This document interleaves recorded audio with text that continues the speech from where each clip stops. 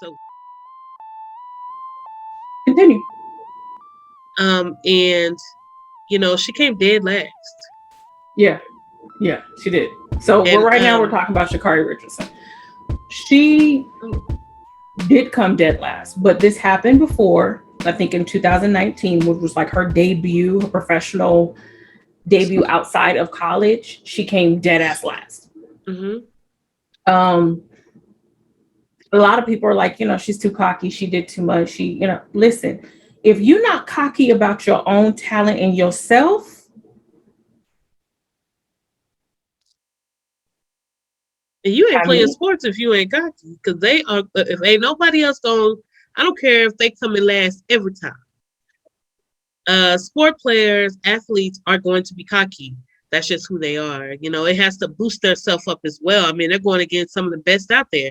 So if I don't boost myself up, then who else will? Because I have to boost myself up mentally in order to put me in a situation where I have to go against some more of the best there is out there. So I'm like, why exactly. wouldn't she do that?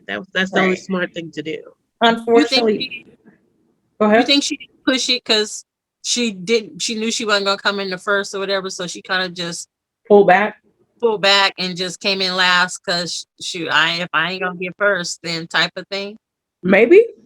I think so a little bit. I think she just didn't train like she normally would because of all the stuff that's going on right now with her. And I And she think probably once she kind of saw that getaway, it was kind of like, and she ah. probably couldn't breathe good sucking on all that reefer. Not Nah, reefer. Not reefer. nah. I don't think that's it because that can't be the first time she started to smoke. She didn't smoke, right? That wasn't the first time that she smoked. You I know know, she might have overdid the smoking of the reefer I because don't think. her mama died, then she couldn't go to the Olympics, and she was token. I don't know. I don't think that's it.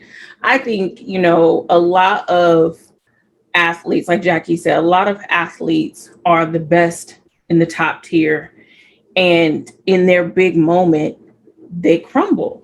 What was it? 2 years ago. What is that? What is his name? Deontay Wilder, Girl, I the, don't know. the boxer. Oh yeah, yeah, yeah, He Oh yeah. fought Tyson Fury. And if yeah. you don't know who this guy is, this guy's mouthpiece is ridiculous. He does this all the time. And he got his ass whooped horribly in that fight. He lost horribly. As well as the girl that went against what's her name? The NFC fighter women. The women. There was a Ronda big fight. Rousey. Yeah, she whooped that girl because that girl kept running her mouth. So, Yeah. but that's just the way it goes. Like, we got to talk smack. It can't be easy. Yeah. And, it's one thing I've seen um, a comment on Facebook, and this is people's opinion, and it is what it is. But one of the themes that was running through was Shakari needed to be humbled because of her bravado. And I'm like, why did she need to be humbled? For what?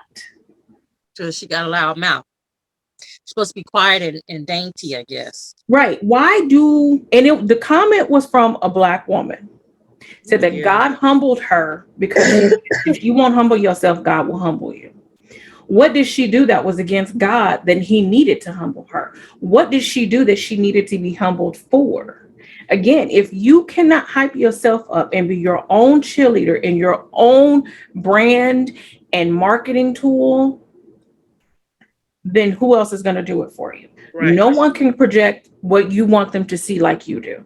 Sometimes we fall, we do things that are smart. She's a young girl. Um, and she will mature as she goes along. And I'm quite sure she's going to get better in her craft and her skill and hone that. But what I don't want her to hone is her attitude. Go out there with that attitude, with those beautiful nails and the wild hair and the Yeah. attitude from South Dallas. Do that. Do that because that's who she is. She does not need to be humble. She needs to be uplifted. She needs to be supported. She needs guidance. Exactly. We don't need to be humbled. We have been humbled and shackled and long enough. We don't need to be humble. You don't need to go and shuck and jive and shuffle your feet and, walk with your head. No, girl, walk with your head up. You said shuck and jive. The shuck and jive. Walk with your head up and do that thing. And if the next race you come in eighth, still be Shakari Richardson. Still do the pointing. Still do that, because in the end, I'm still Shakari Richardson. And Period. there's millions of people who did not make it to this race today. What did she say? Has she said anything about the race? She said that she pulled out of the 200, but before she did that, she said that this is one race. Basically, this is one race, and I'll do others. So Pretty much said, like, you're more than welcome to hate. This is one race. Please know I'm still good. I'm still great. This is one race. It's not the end of my life. Pretty much still trying to build herself up from the humiliation that people are trying to put on her that she doesn't deserve. So, not at all. Pretty much. Not at all. All right, y'all. Thank you so much for joining us for Black Coffee and Crime. We just kind of started without y'all. And so we were talking about Sha'Carri Richardson and her race, her first race since her Olympic trial. She raced against the Jamaican trio who swept the individual races, pretty much swept the individual races in Tokyo 2020 Olympics. So she came dead ass last, but it is what it is. There's another race, and we'll see what she does in the future. All right, so this is episode 52, a very interesting topic today, talking about Teresita Basa, who murder was solved through a psychic visit to a friend. What the hell that stuff was? Yeah, I don't either. It was very weird. So this is why we're doing it today. So thank you so much for joining us. If you're new, thank you for stopping in. If you've been here before, you know how this works. If you don't want to hear this part of the show where we talk about other stuff other than the actual crime, go ahead and fast forward. And you can get the last half hour of the show, which is normally when we actually talk about the subject. But before that, we just kind of run our mouth and talk about the other bullshit that we that is in the tagline there. So again, welcome to Black Coffee and Crime. One of the things that we've missed over the last few weeks is a story out of England. A young teenage mother was 19 years old in 2019. He starved her baby to death by leaving her in her apartment for about 6 days. She went to party and left her toddler in the apartment for about 6 days. The mother's name was Burfi Cuddy. She's now 19, so at the time she would have been 17, so she would have been a true teenager. Her daughter Isaiah was 20 months old, so a year and a half.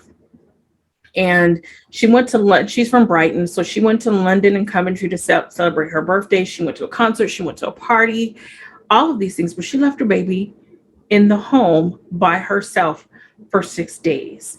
The paramedics or ambulance was called on December 11th when she returned. So she'd been gone since December 5th or so. The baby was incoherent, stressed, and distraught, according to The Guardian UK, and the baby was lying on the floor. She was confirmed dead when she arrived at the Royal Alexandra Children's Hospital in Brighton. And the cause of death was influenza and starvation. So sad. So she left her baby. Why not just drop her off at you could drop her off anywhere. Why that? They just maybe she thought something. You're crying. That's so sad. I don't. Yeah, who didn't hear? How you don't hear this cry? This is going to be a screeching cry. We're all mothers. We know a screeching cry, a hunger cry. And that's a screeching cry. And how did no one hear this for days or care to even wonder why? Days. I don't think it's so much that no one didn't hear it. It's we ignored. Well, clearly somebody heard it. Yeah, we ignored it. We ignore things. There's a famous case out of New York, a young woman, I think in the 60s or 70s, a young lady named Kitty Genovese. Yes. And she was stalked before she got home by this gentleman. She made some noise, and when she got home, this gentleman stabbed her to death in front of her apartment building with dozens of witnesses. No one called the police. No one came to her aid. And it's some sort of I forget what the disorder's called. It's like a social disorder where we see things, but collectively, we decide not to act on it and just let it go.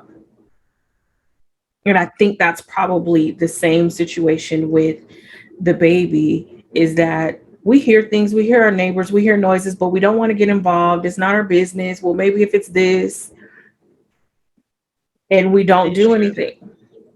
So I think that's what it was. So she, the mother's, she left on December 5th. She went to London. She spent her birthday with her boyfriend.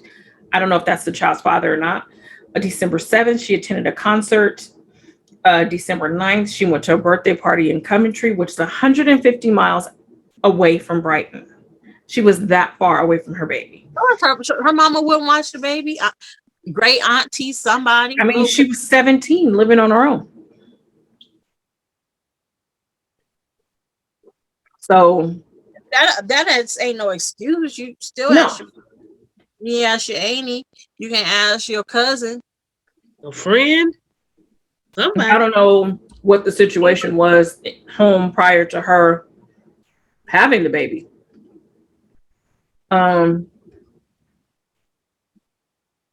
Yeah, so we don't really know. But she was sentenced to, let's see here, 9 years in jail. She got 9 years in jail, and this is according to The Guardian, and this was published August 6th of 2021. So she has 9 years in jail. One thing about the British, from things that I do know about the British justice system, they do believe in rehabilitation. Very rarely does someone get life in prison. They do believe that, you do your time and you're done. So very rarely is someone sentenced to like 60, 70 years because you did your time. So they do consider other factors or whatever, but the judge did give a really scathing, commentary about what she did. And she did appear, according to some of the articles that I read, she did appear remorseful and all of that. But it's kind of like, what were you thinking? What did you think this baby was going to do? You can't be remorseful because you know exactly what's going to happen if you leave your baby in an empty house for 6 days. Do you feel remorseful now because you got caught? Is that why you're remorseful? I don't know. I don't know so much that it was a deliberate, like I wanted for my baby.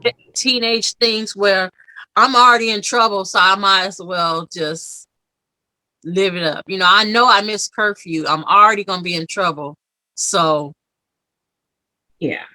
And then it just got bigger and bigger and bigger. Like, oh, she's at home by herself, but I'm going to go home, or and you never do. I don't think she deliberately went out to cause the death of that child. I just think that it was a huge, huge, huge case of negligence.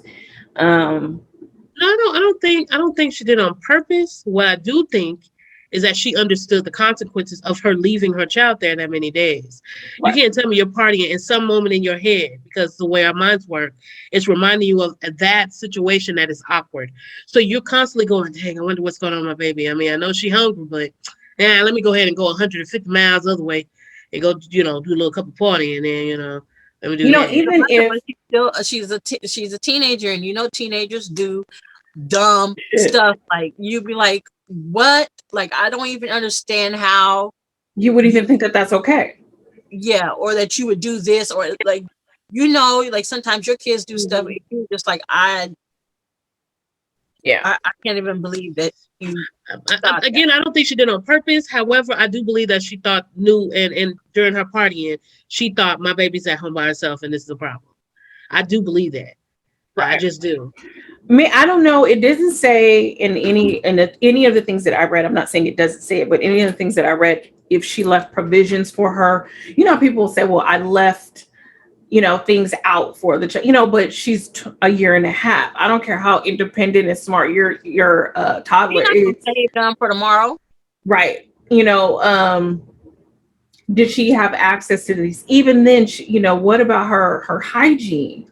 This is a baby. She's probably, still in diapers. What about her hygiene?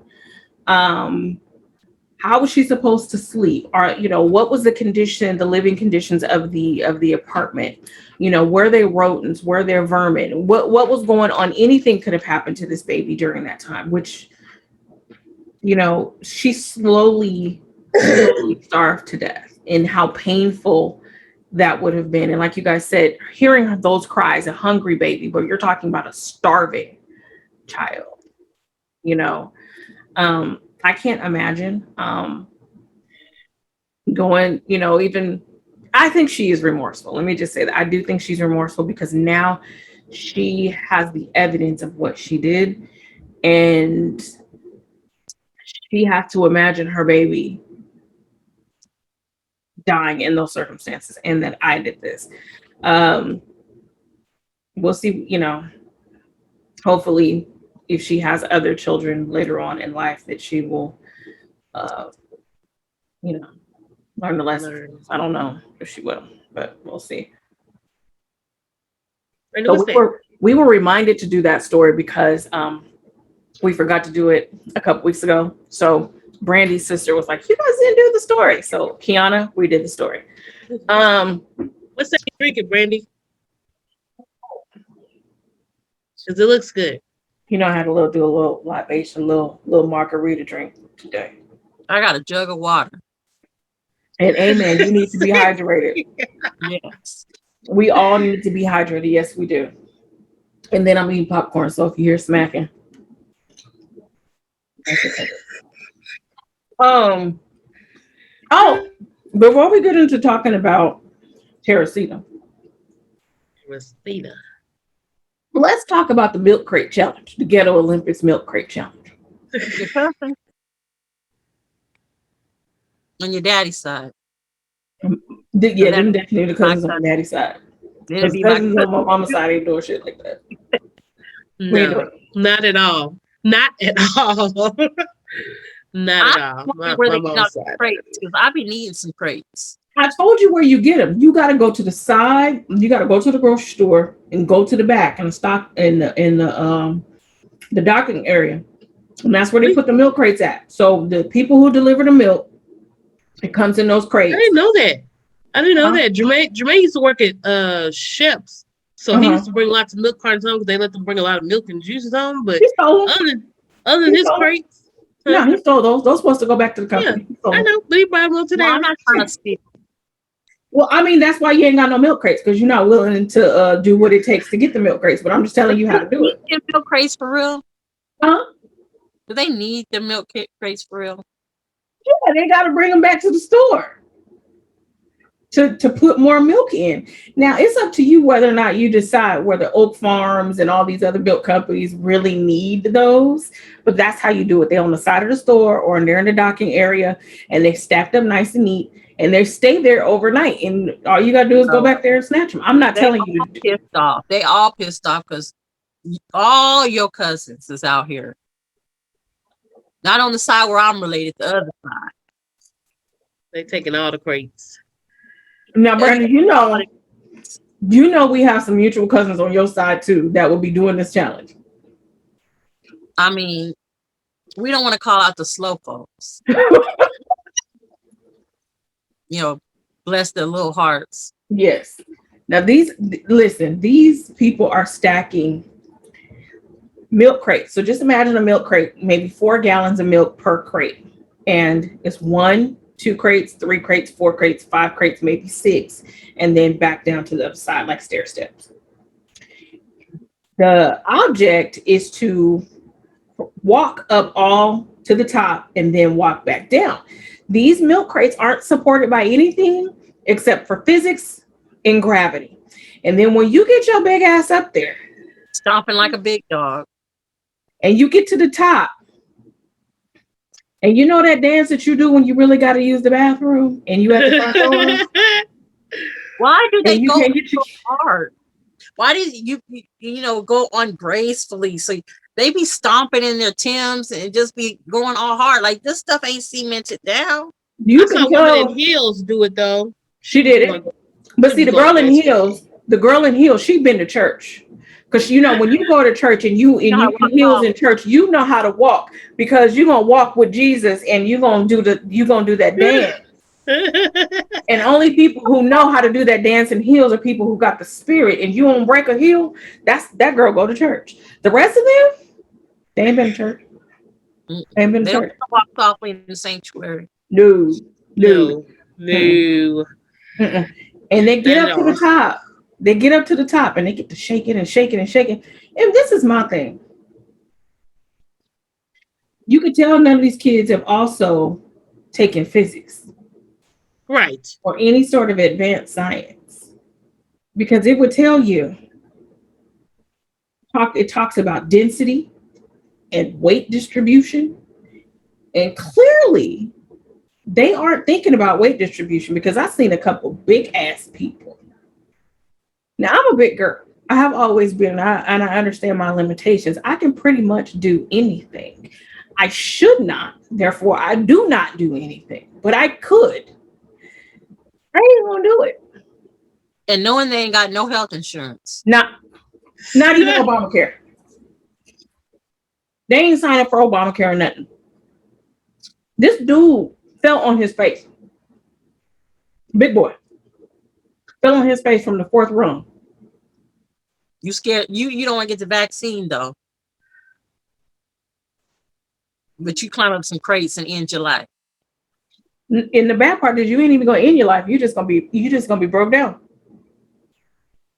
And then you're gonna be trying to your parents is gonna be trying to raise some money so they can get your arm fixed. Airbrush t-shirts. Airbrush t-shirts. You get your arm fixed. I ain't donating Oh, jack. it's more than their arms. Some of them folks be falling straight on their head. Face. They be like,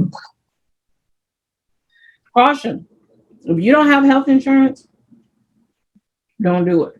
Even if you do, Don't too do many it. patients in there. You ain't gonna be seen. You're just gonna be broke up. You ain't even gonna be in the hallway. They gonna have you waiting in the parking lot of your car.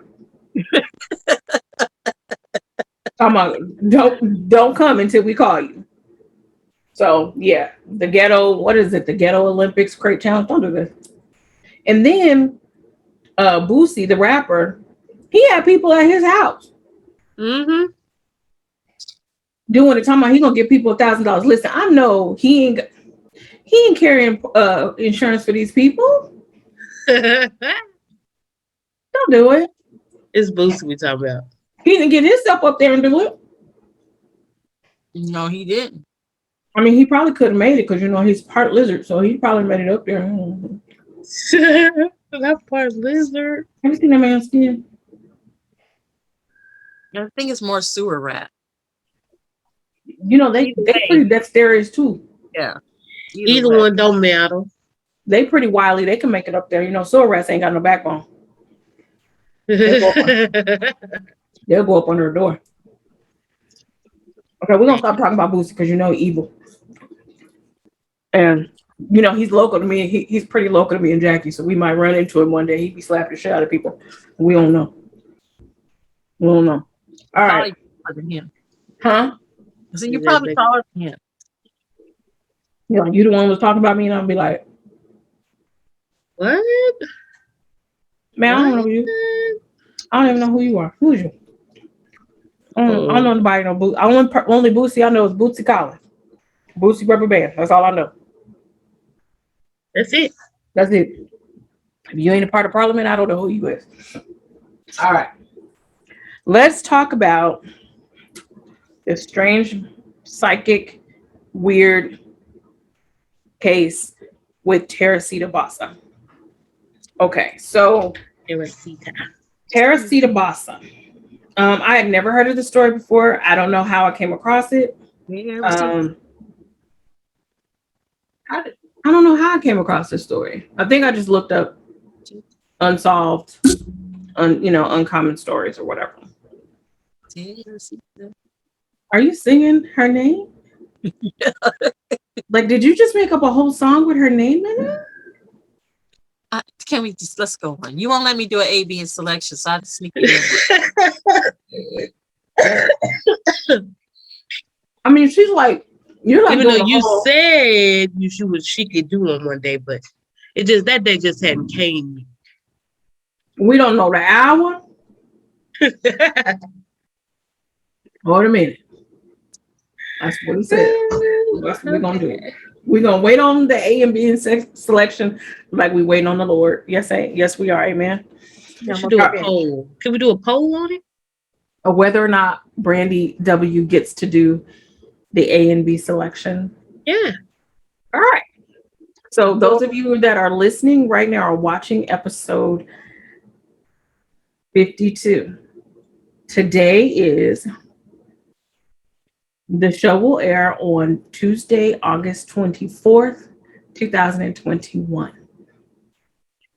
We will take responses until August 31st, 2021. So next Tuesday, we will take responses for an entire week. You can send those responses to our Facebook, Black Coffee Crime, Instagram, Black Coffee Crime, or email us at info@blackcoffeeandcrime.com. If you want Brandy W to sing an A and B selection. A and B.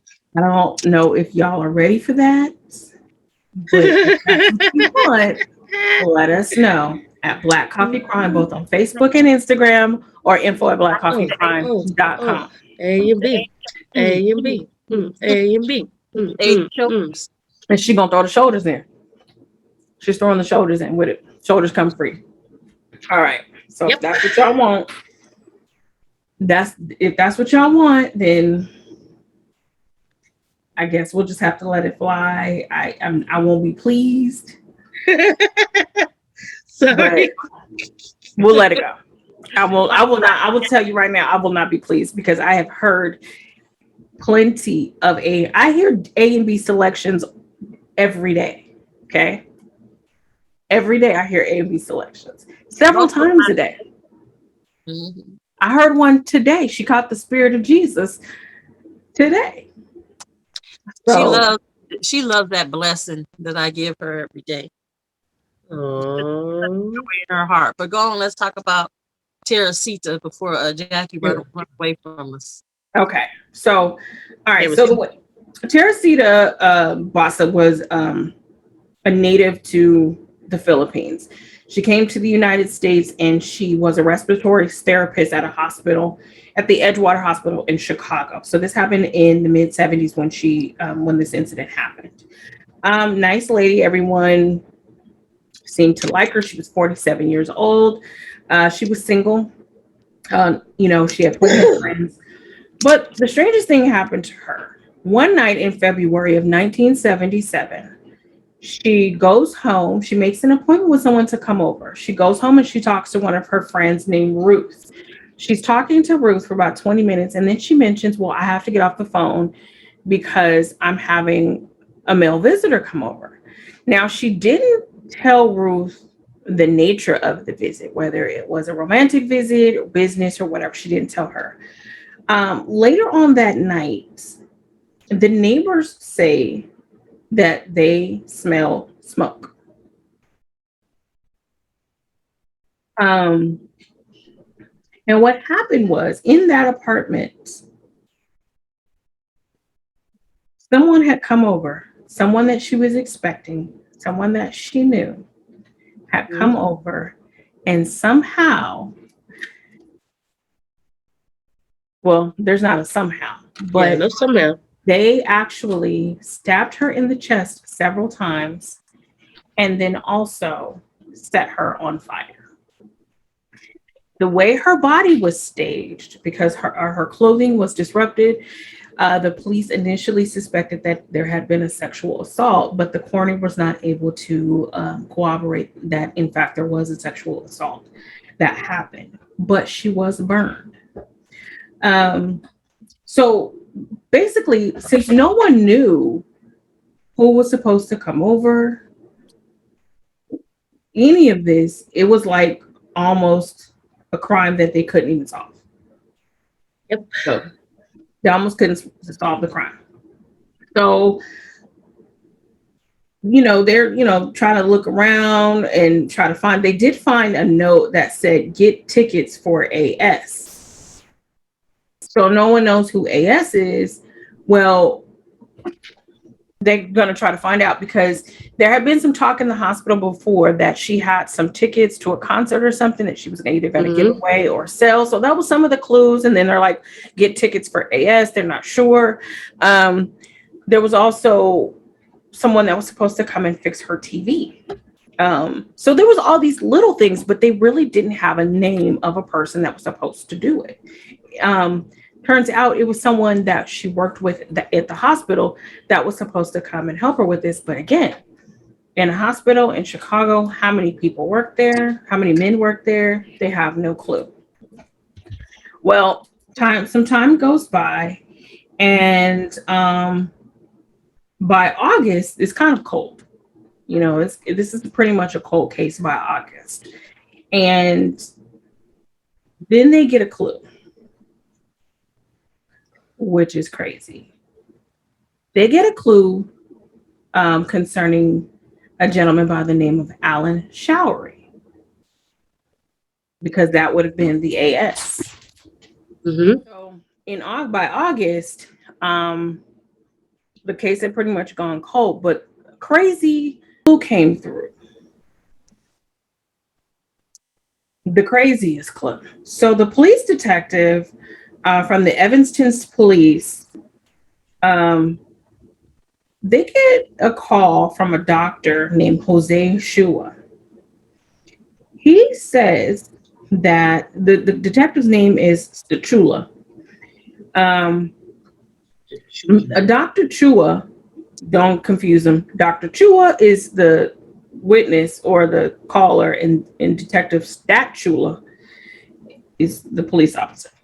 Okay, so he tells the police officer that his wife had basically had an outer body experience or been possessed by somebody who told her who the killer was.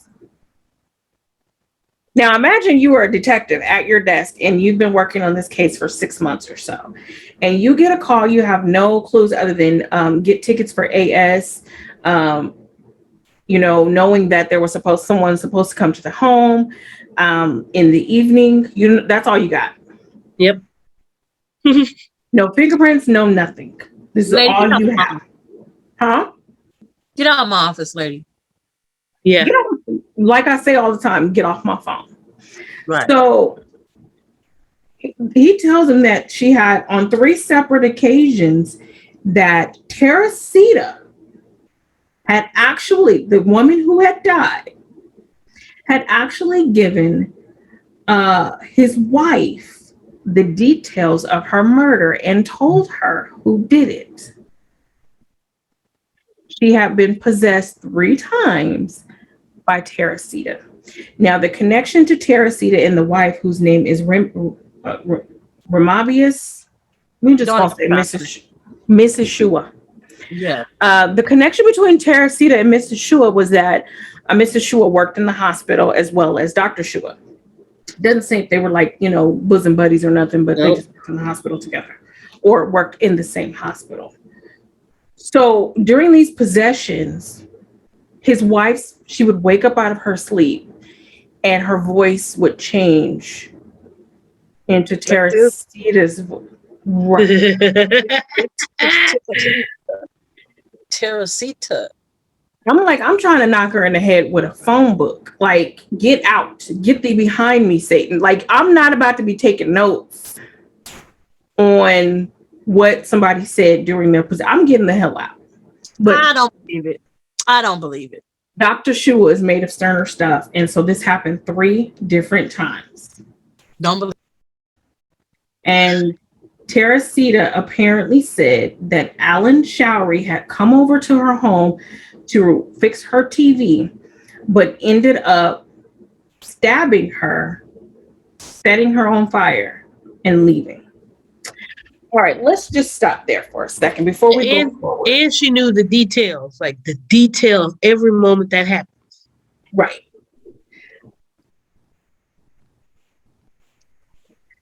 Okay, so I've watched Sylvia Brown on Montel Williams show, right? Okay. Uh, I watched what's the dude, Mark Edwards, that he used to have a show. He was supposed to be some celebrity psychic or whatever. I don't recall any sort of possession or psychic message that gave detail like that. Now, I'm not a psychic. I've never received any sort of messages from the grave or anything like that. I don't I don't think they give detail. I don't think so either. Even when I spiritually see like a family member, or they come to me in my dreams.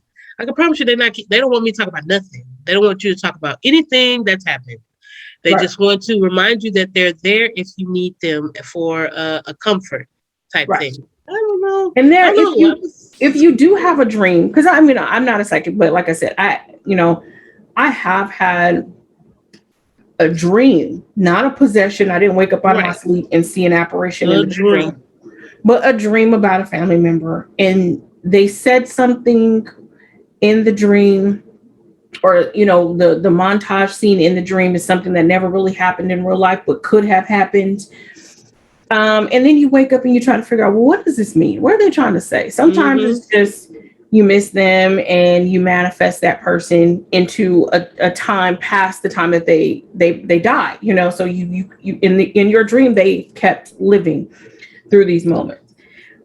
But my grandmother has never come to me and said, uh, "Make sure you take my biscuits out of the oven at 10:45 while I'm at church." Like she ain't never said that. Go in my old pocketbook and take out that wad of money. Nope. Mom. Nobody, Never got that. there's no detail like that. I So have when I have dreams of family members, it's just a dream. My brand knows my dreams are wild and crazy. They might say something within the dream to me, like talking, but it's in my dream, and it's a dream to me. I don't think that there's coming to tell me anything.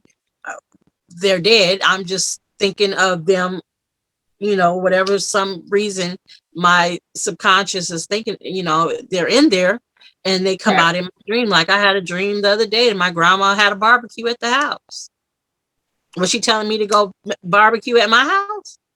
Or we just having a barbecue? Right. I think that those kind of dreams are based on something that has happened before and then just kind of adds to some sort of moment. So it's just like a movie scene that was edited out. You know what I mean? To me, that's the way I think of it, as an edited out movie scene. But Mrs. Shua got some details about Alan Showery. I think she probably was messing with him or something. Because this is the thing. Alan Showery had not been on the radar before. Even though he worked in the hospital, he knew Teresita and his initials were AS. So all of a sudden, 6 months later, this lady comes to you and says she's had 3 psychic possessions of Teresita coming to her. The detective is, expectedly skeptic about this, but he goes with it. She tells him basically what happened and that Alan had some jewelry that belonged to Teresita that he had given to his girlfriend. Yep. Well, comes to find out, a pearl ring and a jade pendant were the things that Mrs. Shua said that were Teresita's, and his girlfriend did have those things in her So possession. did they actually investigate her? Because my thing is, you coming in here telling me these details, like how you know these details? Like, did they investigate her, make sure she didn't do it, or they make sure she didn't have any relation or know of AS? Right. Because I do not believe oh, Teresita was over there whispering in that girl's ear while she was asleep. She had Odd. I don't It's believe very, very suspect It's because so here you odd. have Alan Showery, again, not a suspect. All of a sudden, someone comes to you in your dream and you tell the police that I did it because my girlfriend has a pearl ring and a jade pendant, so therefore I did it because those things belong to Teresita. and then I would be questioning. didn't have the jewel pendant. Right. I would be questioning because, well, maybe she did it because she got all the information. She has the details of what happened in that apartment. And he was a black man, so he was already guilty once they found out about him. Right. He's AF. Did he say he was innocent? He pled guilty because he was under threat because they said they were going to arrest him and his pregnant girlfriend for murder. Yeah, so basically he said yes because they came with this evidence, and he was like, okay, but then he recanted everything. Which, like, he agreed, but then he recanted. But we all know, and this has been proven, that the Chicago Police Department is one of the most notorious police departments for police brutality and unconstitutional questioning for evidence. If they would plant evidence and they would badger and assault witnesses and suspects to get a confession. I believe it was her. I believe she was either messing with old boy and he was like, nah, she wasn't trying to holler at her no more. Or they had some kind of something where she was like, well, I'm just going to put it on him. Maybe she thought Teresita was trying to steal her man. I mean, clearly he was with some other chick because she was pregnant, but maybe she used to mess with him, oh boy. And so she was like, I'm gonna get him back from doing me dirty. And she, I done had a vision. So you're saying that Mrs. Shua, are you saying that Mrs. Shua was having an affair with Alan, or that Dr. Shua was having an affair with Teresita? No, Brandy. I think. Well, it could have been that. That's good. I didn't even look at that. That she might have been doing something, and because he started helping her, fixing her TV and stuff, she was jealous that he was thinking he was trying to holler at her. Maybe. And so she was like, you ain't stealing my man. And she went over there and stuck that woman in the chest, made sure she had them clues out for old boy to get him back from dropping her. And that's how it happened. Check this plot twist. Check this. This could happen. Okay, so let's say Teresita is sleeping with AS, right? Mm-hmm. But she was also sleeping with the doctor. And since the doctor has access to medications, at that time, everybody know medication make you a little loopy. Maybe he could have fed this kind of story to her to help him. I mean, I don't know. It's just so many options because the story's so stupid. It don't make sense no damn way. Wow. But it's so many options. Yeah. Wow. That could happen. Like he was jealous and like, you know what? Or maybe he was jealous because he found out his wife was sleeping with him, and was like, "Oh well, I'm sleeping with this. This is a big circle of people sleeping with each other." What kind of doctor was he? Could have put her on hypnosis or something. I think it was a medical doctor. Because in the hospital, everyone knew that Teresita knew Alan Showery because he had been having some financial issues. His girlfriend was pregnant, so she would have him do odd jobs, and she would tip him. She would kind of pay him a little extra. She was a nice person. She would pay him a little extra. So everyone knew that Teresita and Alan knew each other, and that he was familiar with her in her apartment. She was going to give him those concert tickets, hence the no. To get concert tickets or get tickets for AS.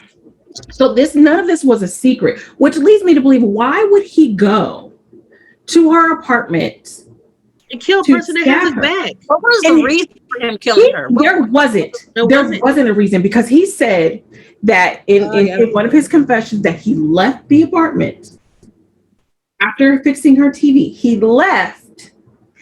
Then he decided to kill her and went back and killed her. For what? No, that story. So you leave the apartment and then you decide I'm gonna kill her. And then No. she's a person that's always been there for him, that always helped. It just doesn't make sense. That's who, you know what? Considering everybody knew that, who else? Why not? And then blame it why on would him? he try to burn the body with a mattress? Why not? Why not blame And it on him? appear to sexually assault her by taking off her clothes. And you said this Now is in you the not be 70s. thinking about that doctor. He done went over there sexed. Yep. He had to burn the mattress because they was sexing. Yep. And then say she was sexing. She might have been, well, he could have went too far, and but I'm saying he might have went over there to get a little something, and then something happened, and he could have raped her. He wanted to burn up the evidence, so he burnt up the mattress. Right. I think that's what That happened. mattress had to go. And see, a stabbing.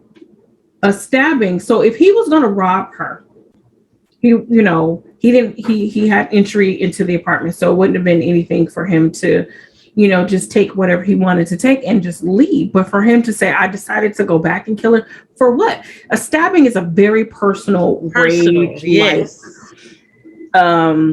killing, and he stabbed her in the chest several times. There's nothing to indicate in their relationship that he was ever angry with her, that they ever had any sort of conflict. So I don't understand how Alan could have been the killer. He wasn't a killer. It was either that old B, The wife, what's her name, Mrs. Jewell. or the doctor. The doctor. So it was either the husband or the wife.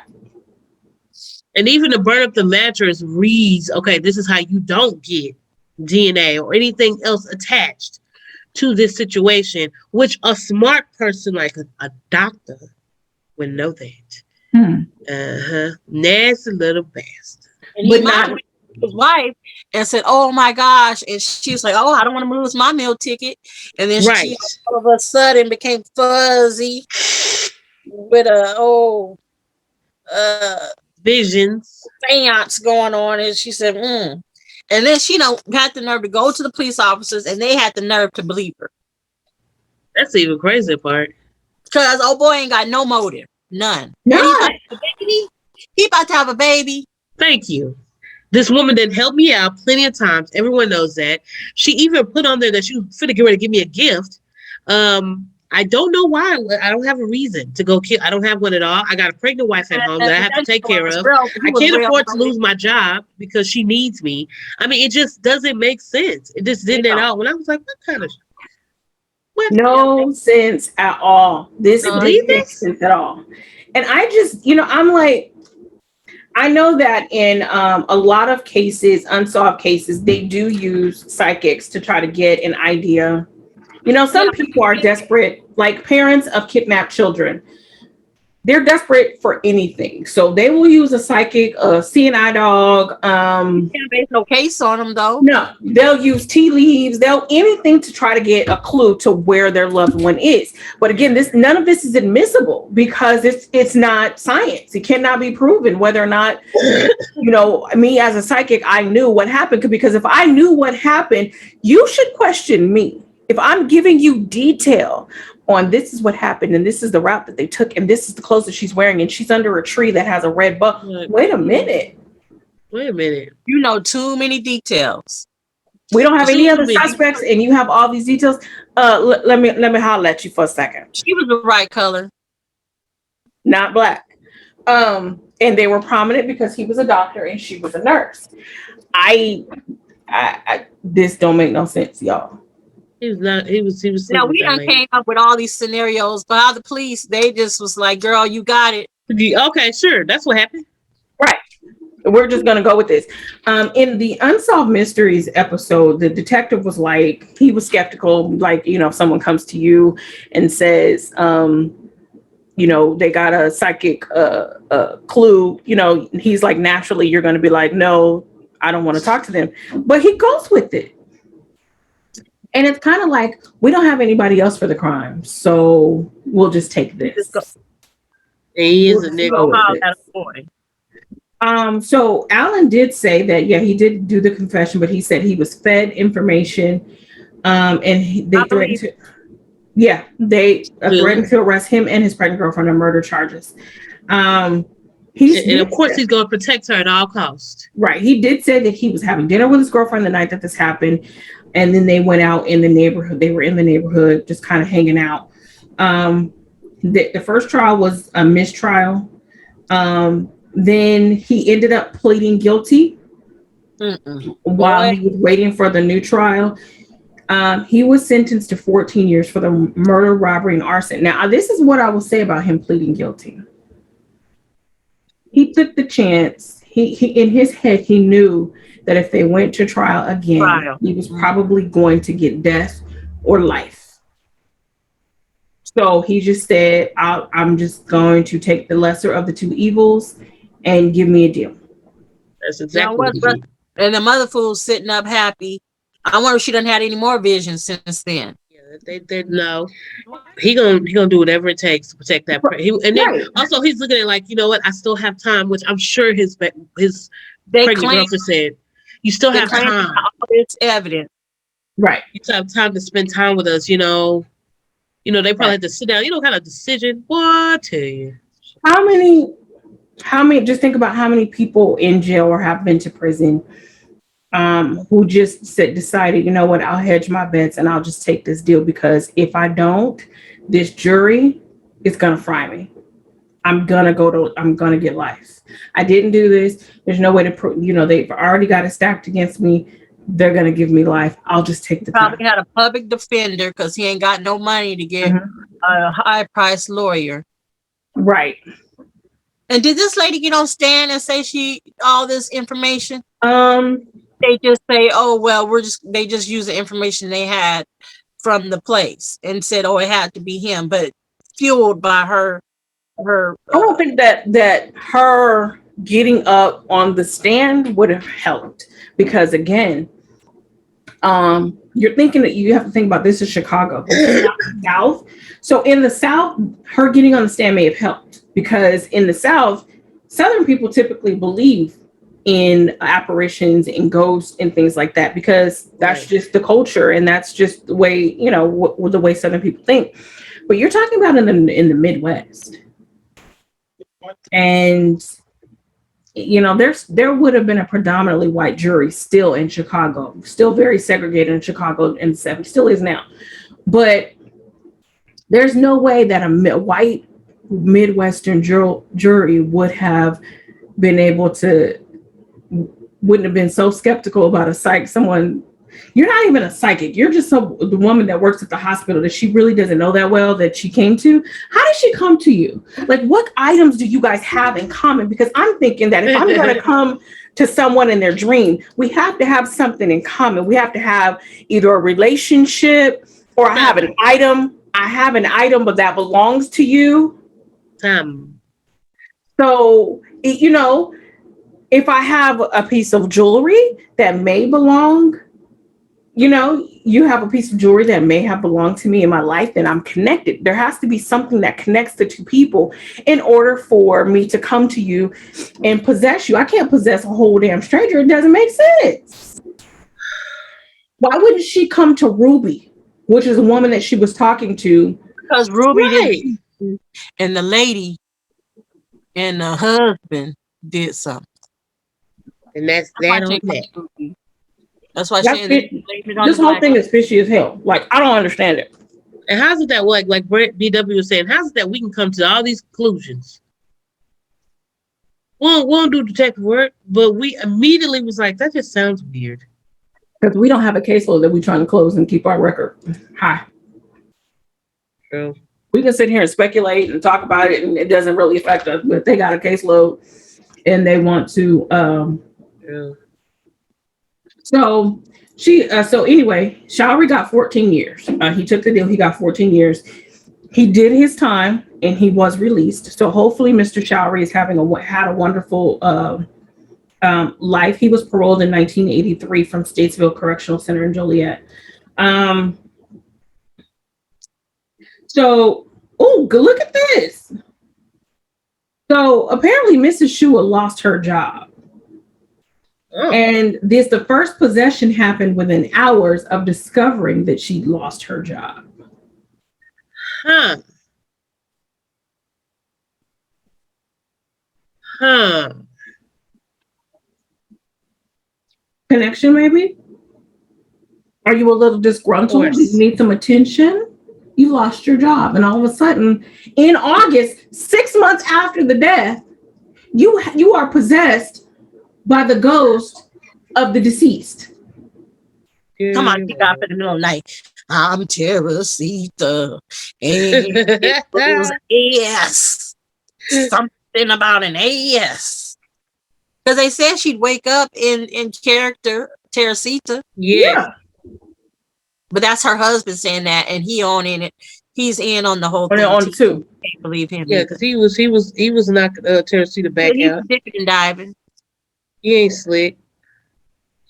It's all very, because even the police officer was like, he didn't really understand where she got her information from. But since it turned out that his girlfriend had possession of the two pieces of jewelry, that it became true. But who's to say that Teresita didn't give him the jewelry to give to her? Right, because she was giving her him stuff anyway.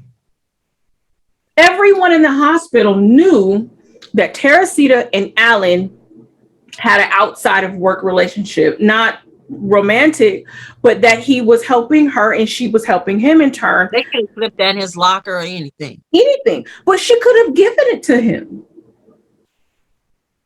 A pearl ring and a jade pendant. Like, how much could it have been worth? Or give this to your girlfriend. And why would he only steal that? She's a single respiratory therapist in Chicago. Even though this is 1977, she was single. She didn't have anything else. Maybe she was sending her money back to the Philippines, but still, she was a single woman. Yep. I'm quite sure she had some disposable income. A TV in 1977 wasn't cheap. Nope.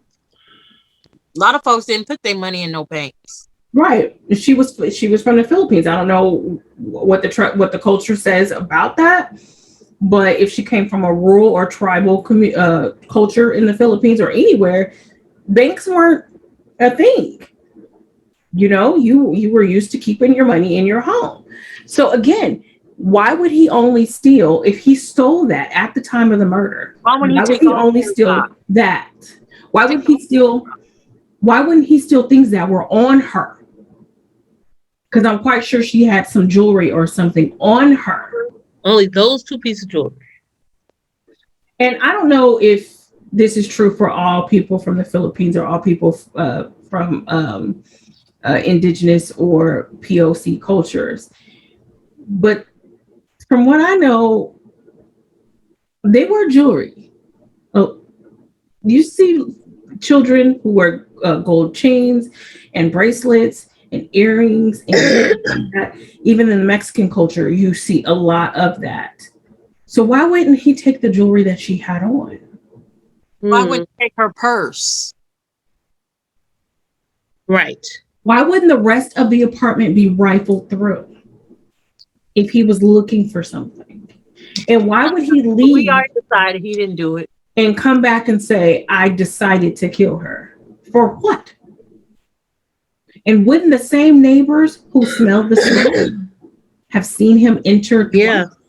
Mm-hmm. Would have if he did it. Girl. He didn't do it. He didn't do that. No, he didn't do nothing.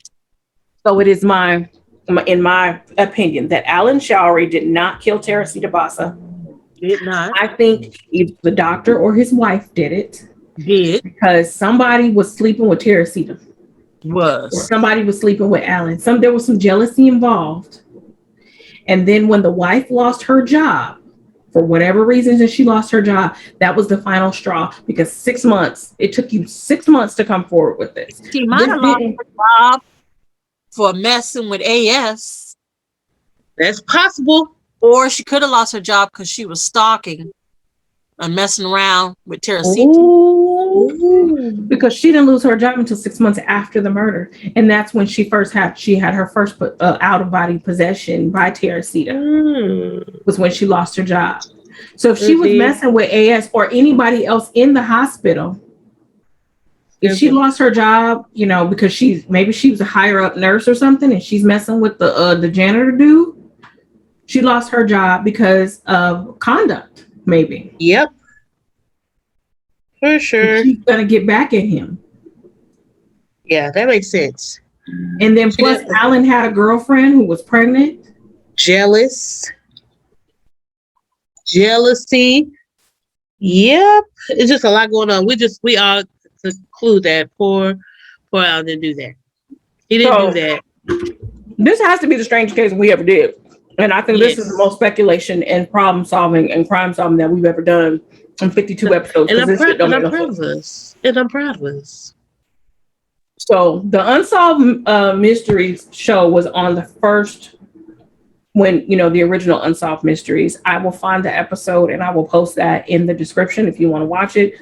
That episode also included the RFK, the Robert F. Kennedy assassination plot twist or whatever. So I'll post that. And also the article from The Guardian from the UK talking about the teen mother who left her child to starve. So we'll include all of that. If you have any clues to what, or any speculation to add to what we've said today, go ahead and leave that with us at on Facebook or on Instagram. What'd you say?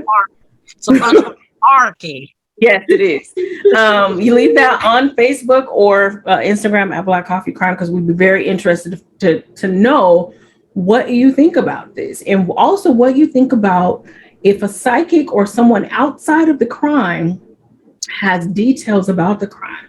What do you think that the police should do about that? So let us know. And just leave us a comment, even on YouTube. Comment on YouTube after you've watched the episode. So we're going to go ahead and end that. We do thank you guys for joining us for another week and another crime here on Black Coffee and Crime. So as always, be safe, be blessed, and enjoy that second cup. And also, don't forget to tell us about that A and B selection from the 24th to the 31st. Let us know on Black Coffee Crime on Facebook and Instagram whether you want Brandy to sing the A and B selection on a future episode. So let us know. Say yes. And if you want to really be funky with it, choose the song too. Come on in the room. Keep singing. Keep singing. I'm gonna wait until I'm on the program. Oh, okay. Okay. All right.